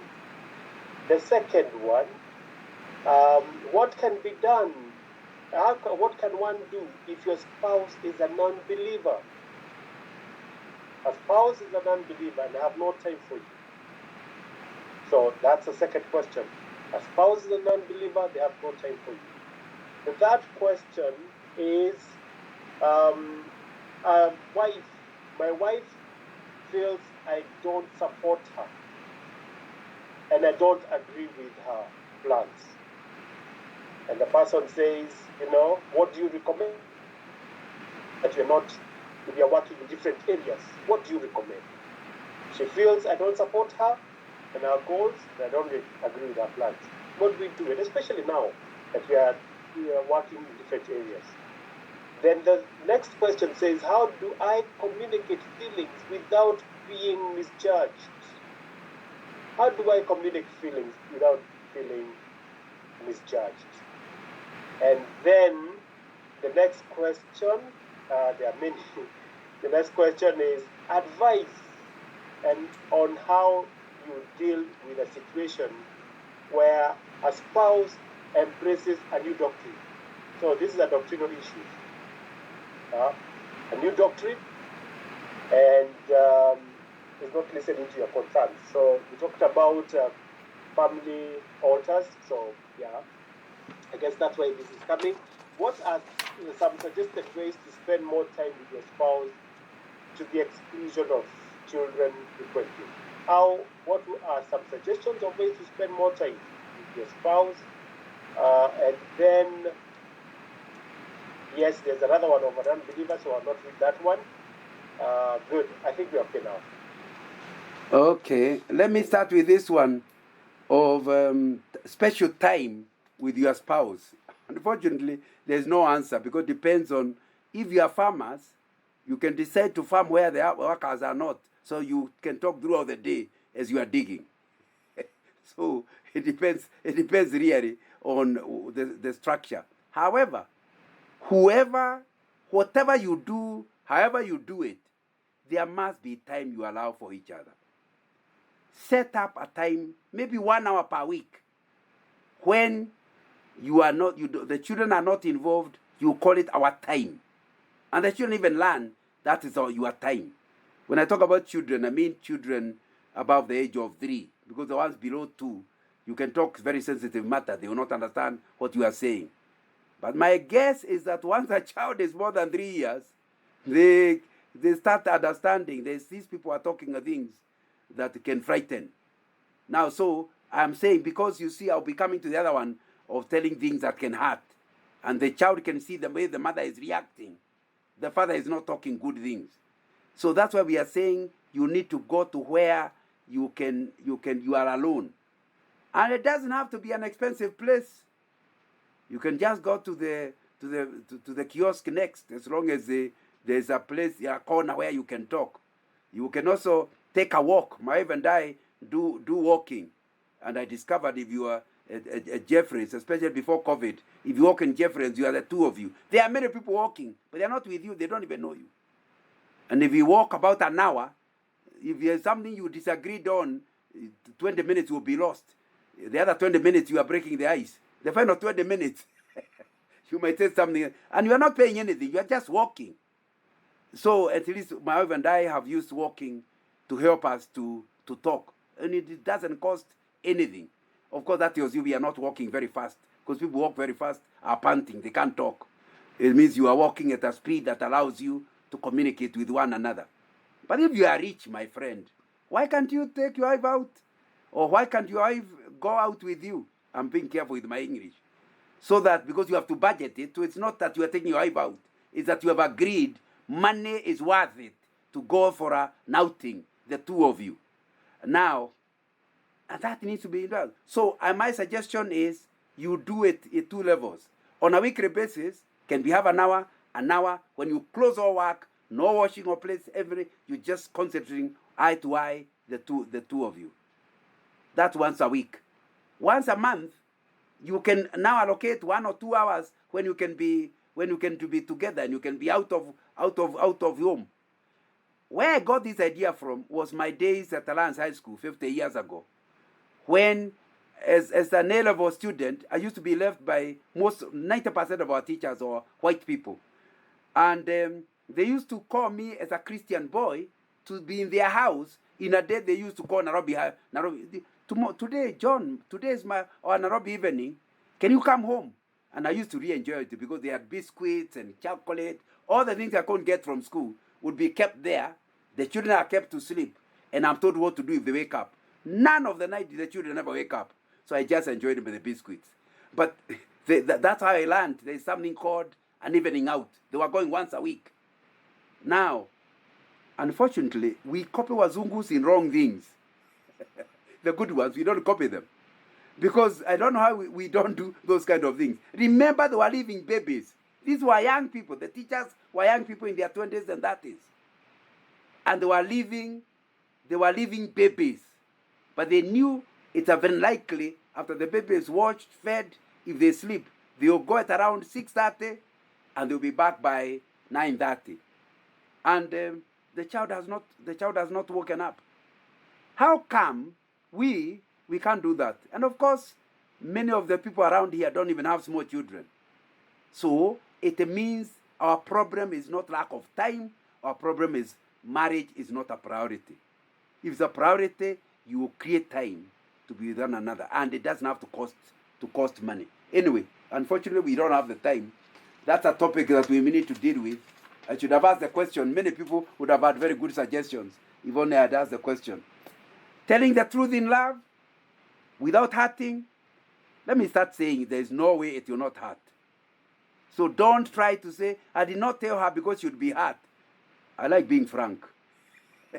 If you are going to tell your wife that her dress was open at the back, and you feel too embarrassed to tell her when the people are there, you should expect fireworks. But not to tell her, then she learns from other people that her dress was open, and she's hearing from strangers.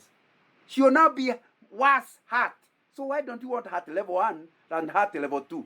So just tell her yourself. Don't let her know from somebody else. Let her know that there is a problem. So my first point, I like doing things in 3 points. My first point is to say it will hurt. However, I told you, whenever you want to say something that can hurt, look for 3 others that are going to make her happy or him happy. Hey, by the way, in that meeting, my friend, darling, what you told those people was fantastic. Like this one, so that it doesn't look like just like waste of words. You must say specifically, what did she say you liked? My friend, I've never had it that clear. Hey, and the way you answered that question, it was fantastic. 2, look for that one. I can't remember what that one could be. Now, once you have 3 things, she now knows how you like her. And say, by the way, the only thing is, I wish I thought of ways of correcting, I couldn't. But you had dressed at the very back. I could see the bra because the thing had opened. And you kept turning, and everybody would see, and I wonder, what do I do? She said, why couldn't you correct it? I'm sorry, I failed you. And next time I'll learn what to do. She will still be hurt, but not as hurt because of the style you used. I hope I'm communicating. What about marriage with an unbeliever? You are back to 1 Corinthians chapter 7. You must adjust. If you remember what we said on Friday, you must adjust your expectations. You cannot expect an unbeliever husband to have biblical values. You must operate with him at his values.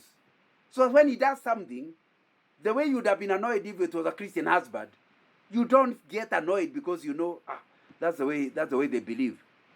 So the first thing is you must change your expectations of a non-Christian husband. Number 2, you need to be able to tell young people how dangerous it is to marry a non-Christian. Keep repeating, giving testimony. You know, young people are married to a non-Christian. I know he loves me, but our marriage is not the way it could have been. Let young people know that it's not a joke. When they don't have biblical values, they operate differently. Point number 3, you must have what you call cardinal issues. And you need to share with your husband. I will not join you when you are going to take beer. I am from a village. In the village, saved women used to say, I cannot cook alcohol. If you are cooking alcohol, you have to go try to do it elsewhere. And I will not attend your beer parties, but I will help you in other areas. I can cut the sugar cane, whatever, but cooking it, I can't do. So let your husband know, since you are saved, this is how much you can do, but you can't go further. The moment your husband knows that your faith is stopping you from doing certain things, but what you can do, you are doing with gusto. You are showing him love. You are showing him respect. He will understand. My wife is not evil. It is her faith that's a problem. And that way you will be able to have a good marriage despite that. And hopefully, according to the scriptures, you will finally win him to the Lord. The other one is accused of not supporting. Basically, if it is financial support, it's a risk that Christian marriages have when they do not obey the scriptures. According to the scriptures, there's no way a rich man can marry a poor wife. There's no way a rich wife can marry a poor husband, because they are equal. The two are one.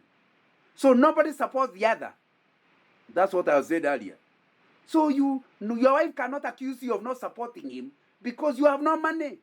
Or you have money if you obey the wedding vow. Because in the wedding, the pastors make you say, I have given you all my worldly possessions. So what are you going to support her with? And she already has everything. So the very fact that she's accusing of supporting means you don't have a Christian marriage. Nobody supports the other in a marriage. You plan together, you budget together, use money together. So if you want the answer to my question, go and start a Christian marriage and start planning your money together. Nobody should be supporting each other. You should be actually running finances together. Now that is if it's a financial support. But the other ways of where you are not communicating well, but I've run out of time. Feeling misjudged. I think it's you cannot, if the person tells you why they have said what they have said, you know they are human. They have a right to their opinion. They have a right to their thoughts. You shouldn't get angry.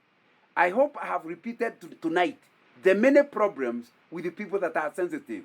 If you love someone, you understand them even if they tell you something that's hurting. You understand they don't mean to hurt. So, if you feel they have judged you wrongly, you take time to say, let's talk about this matter tomorrow. And you repeat yourself. If you still can't communicate, again, I want you to go to a friend, somebody else who is a friend of the couple, and find how you can talk about the matter together in the presence of a friend, so that there is something he is not understanding, she is not understanding, so that you can communicate better. But misjudging does not mean he is doing something wrong. That's his understanding. What you need is to communicate better. But if he is misjudging by deliberately trying to spoil the marriage, you still need counseling. And so that's a very important thing to talk about. But to misjudge is normal, because I'm not misjudging you deliberately. That's my understanding that is a challenge. And the final one is, what do you do when a Christian couple that have been married for 30 years, the woman just joins one of these Nigerian churches and starts saying certain things that are terrible. And some of the problem with the cults is not our topic tonight, is they start having doctrines that may separate marriages. That if the guy doesn't do this, you should not have sex with him, he has to do this. Now, so you have trouble in your own home, but it's coming from a wrong doctrine. My friend, many marriages have actually been spoiled by these cults. So it's a very, very important question. I want to suggest 3 things. Number 1, preventive measures. Before you get to cults, it means there is a problem with the 3 quiet times I talked about. Your own personal quiet time, her own personal quiet time, family altar for the children, which is very important, and altar with the 2 of you. Because it is her interpretation, you will get to know about it before it ends up somewhere else. Trick to be in the same church. Agree up front how a good church looks like. So that you say, according to the scriptures and according to understanding, we can go to any church but must meet the following criteria. And of course, we can now talk about cults, but I've run out of time. It is 49 minutes past 8, so I stop there, but I hope I have suggested something. Thank you very much, Brother John. I think you have done a very, very good job. We truly appreciate. The questions, they still be coming, but I think it's a good thing for us to have had this session where people even ponder over some of the things that they're going through and articulate them in terms of questions. I think, but members and participants, we may not be able to answer all the questions. There are questions that we may not answer because of time, but we do trust that we can have another forum, and especially the child-supported forum, for us to be able to engage on some of these questions and give help to one another. Thank you very much, Brother John. And because now it's already 8:50, I'd like to hand over back to our chairman, Eric, for conclusion. Thank you, James. Thank you so much, Brother John Nganga. It's really a great honor to have you here. And before I invite our patron, Pastor Fred, to speak to us, I do just want to ask 1 or 2 of your minutes. There is a poll that we have launched, and we'd just like to hear from you and just get your feedback in terms of this year's events, so that would help us arrange future events better, and we, of course, with your input in mind. So kindly, if you could just take a minute or 2 to respond to the survey that is launched. It should be on your screen now. Please go ahead and respond to the questions that are there. It should take you fairly a short period of time so that we can hear back from you.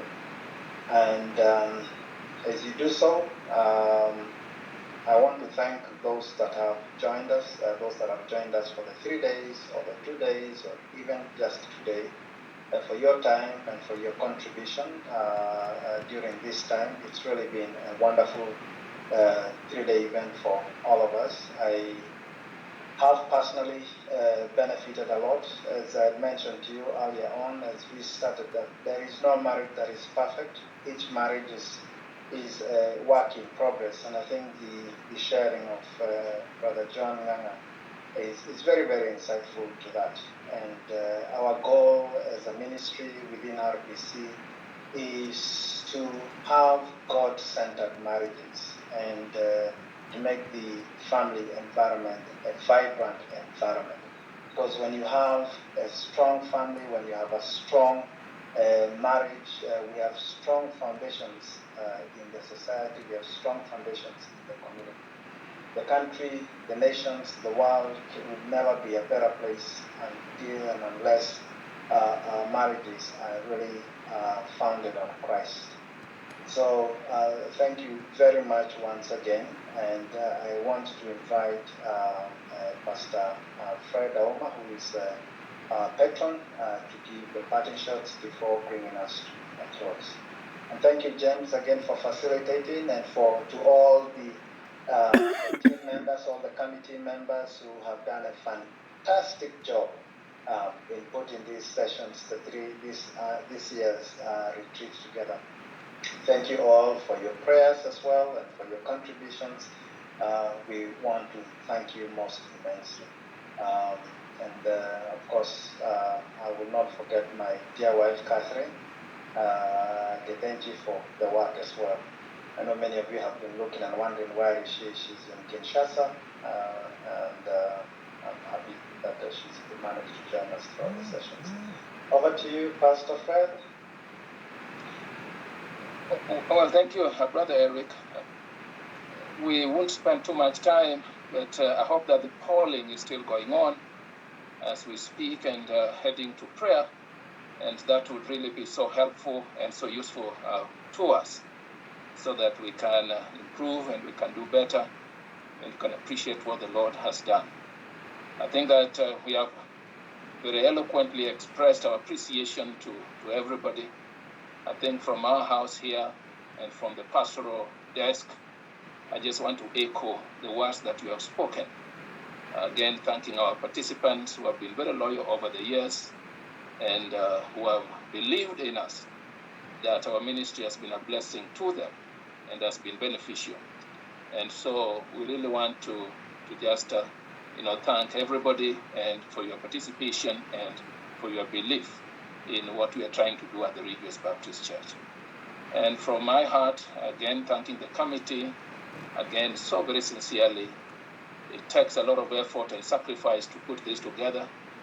And James and Eric and people who worked in the background, we're grateful. Brother James has been on the machine from day one, together with Eunice, and we are very, very grateful indeed. Great sacrifice and great love. May the Lord renew you. May the Lord replenish you. May the Lord reward you. And of course, our chairman, Eric, has been on top of things also on the machine throughout. And so thank you for your sacrifices and thank you for your commitment. And we, of course, as it has been said, this has touched many people in the country and beyond. and we are grateful for the wider constituency and communities and lives that have been touched. Again, as it has already been mentioned and said, we can't thank Brother John enough for giving himself, and he's labored for 3 nights, and really on top of things, we're very grateful, Brother John, but also for your accessibility and your willingness always to come over. You've never turned us down. We are very, very grateful. We look forward to engaging even in the new year as we seek to keep growing in our marriages. And so, with your permission, those of us who gave us your emails will keep communicating, and we'll keep extending invitations to you so that we can keep growing together. In the new year, we'll have, again, wonderful sessions, and as we continue growing, we might have